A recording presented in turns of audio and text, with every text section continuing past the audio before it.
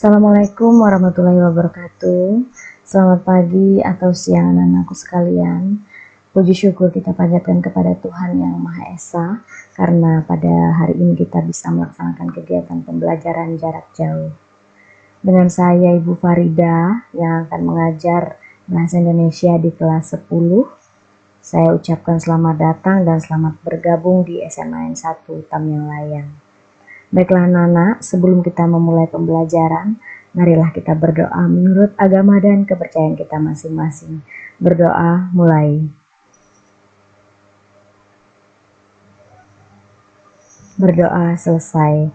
Anak-anakku, jadi untuk pertemuan kali ini ada kompetensi dasar yang akan kita laksanakan, yaitu mengidentifikasi laporan hasil observasi, kemudian menginterpretasi isi teks laporan hasil observasi, di mana nantinya ada indikator yang secara kognitif kalian mendefinisikan tentang isi pokok laporan hasil observasi terkait dengan strukturnya, kemudian menemukan data dan informasi tentang pokok laporan hasil observasi terkait dengan strukturnya.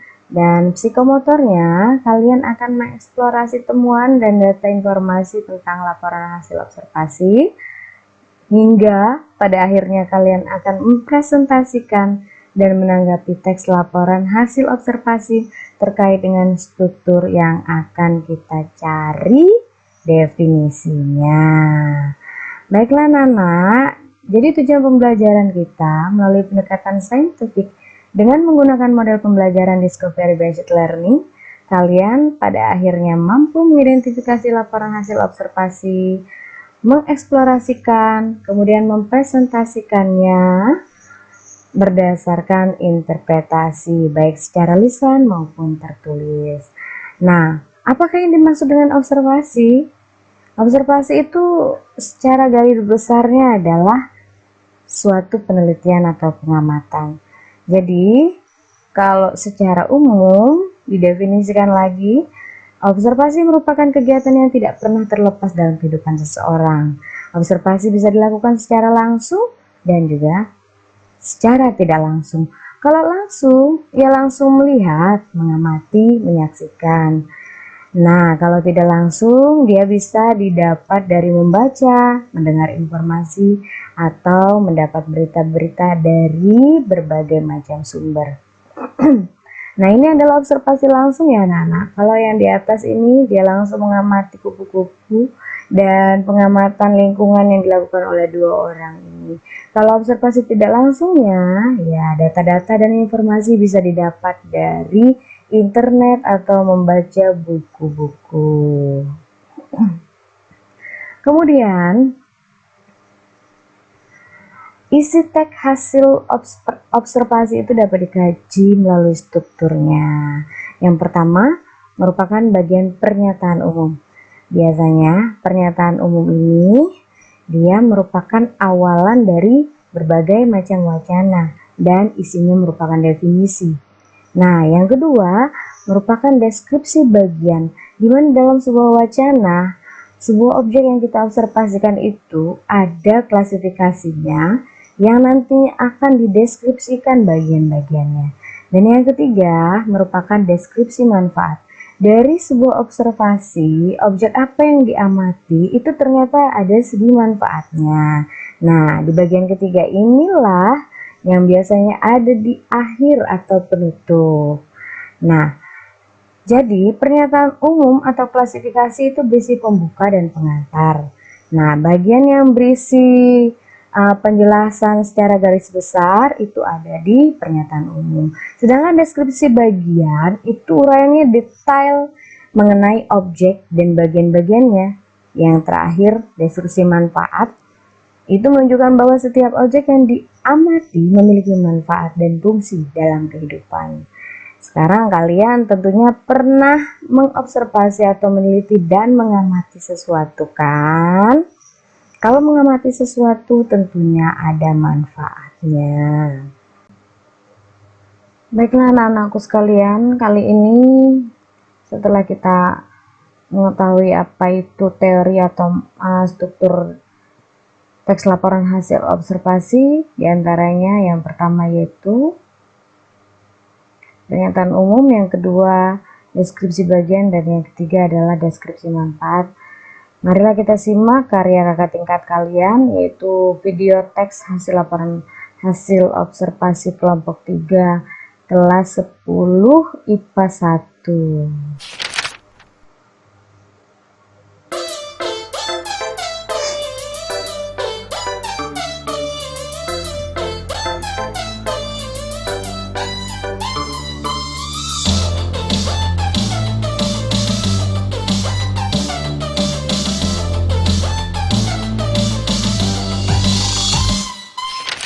Nah, kelapa sawit merupakan tumbuhan industri penghasil minyak seperti minyak massa, minyak industri, dan minyak bahan bakar atau biodiesel. Nah, ini adalah bagian dari definisi kelapa sawit. Artinya, ini merupakan pernyataan umum. Lanjut.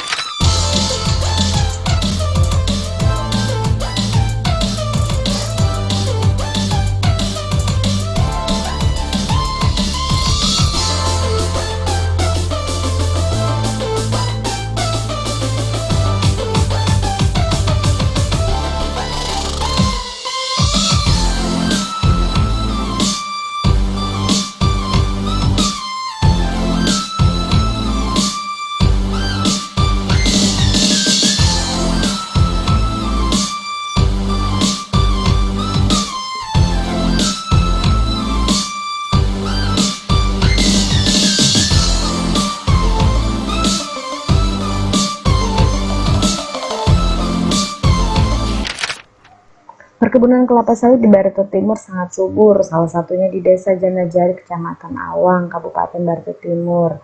Nah, ini menjelaskan bahwa ada perkebunan kelapa sawit di daerah Barito Timur, salah satunya di Desa Janajari.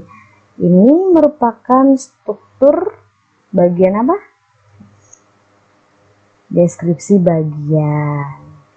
Lanjut, yang menjelaskan dari bagian-bagian itu ada lagi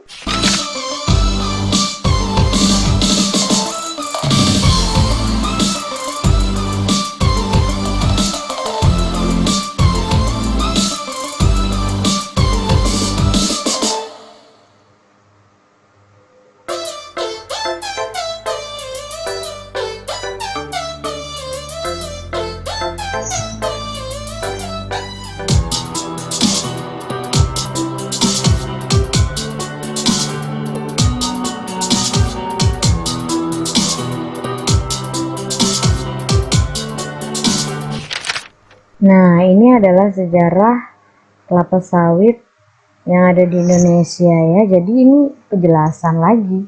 Ini masuk dalam deskripsi bagian.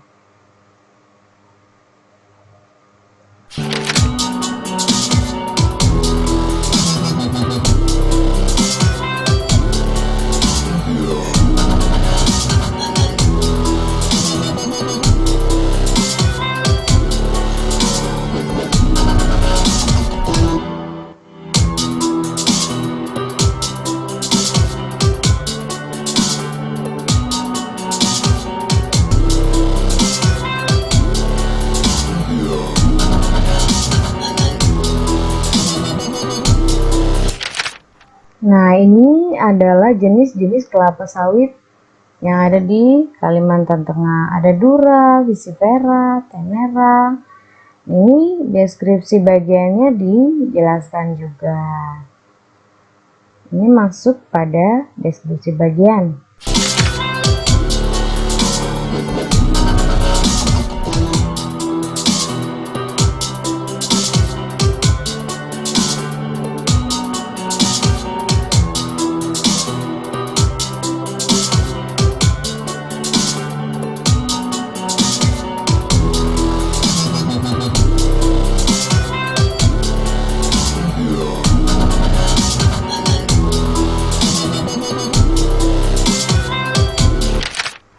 Ya, jadi ya tadi manfaatnya sudah diungkapkan di wacana ini. Hingga ada kesimpulan bahwa kelapa sawit berkembang biak dengan cara generatif. Buah sawit matang pada kondisi tertentu. Nah, ini masuk pada kesimpulannya. Hanya saja, anak-anakku sekalian perlu memerhatikan apabila kalian membuat teks seperti ini, bahwa tanda baca seperti titik ini seharusnya diberikan spasi lagi baru kalian masuk pada huruf besar ya. Sama seperti ini, ada titik, kalian spasikan lagi satu kali ya, baru kalian masuk pada huruf besar. Ini juga setelah koma seharusnya harus spasi dulu ya.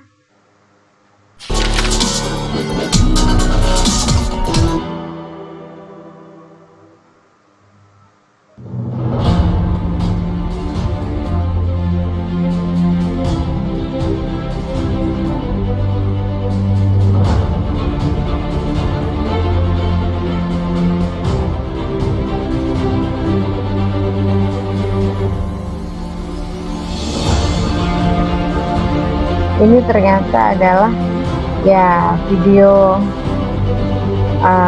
untuk penutup, bahwa begitu adalah cara para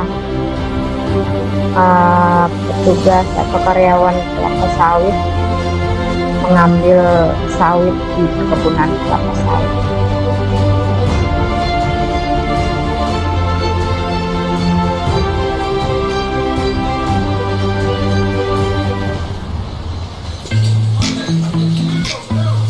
Maju bersama, hebat semua. Jadi data-data itu didapatkan dari Badan Penyuluhan Pengembangan Sumber Daya Manusia Pertanian. Oke. Baiklah anak-anakku sekalian, itu tadi video yang sudah kita simak dan kita klasifikasikan ya, kita eksplorasikan berdasarkan struktur. Yang pertama yaitu pernyataan umum, yang kedua adalah deskripsi bagian, dan yang ketiga adalah deskripsi manfaat. Bagaimana? Apakah kalian sudah mengerti? Bagi yang belum mengerti silahkan bertanya di grup Basindo atau komentar di Google Classroom ya anak-anakku sekalian. Anak-anak, ada tugas mandiri. Kalian akan menyimak wacana berjudul Rumah Adat Indonesia yang saya share di belajar di ini ya, di web belajar Semangat Sayang dan juga Google Classroom. Kalian tentukan isi pokok laporan hasil observasi terkait dengan 3 struktur itu tadi. Nah, kalian presentasikan, kalian buat video yang durasinya maksimal 5 menit. Kemudian kalian jelaskan, kalian presentasikan apa saja struktur yang ada di dalam wacana yang berjudul Rumah Adat Indonesia. Nah, itu kalian unggah di YouTube channel pribadi kalian dan kirim linknya ke Google Classroom. Atau yang bagian tidak memiliki channel, kalian bisa upload file video MP4-nya ke Google Classroom. Ya, baiklah anak-anakku sekalian, itulah tadi materi yang bisa saya sampaikan.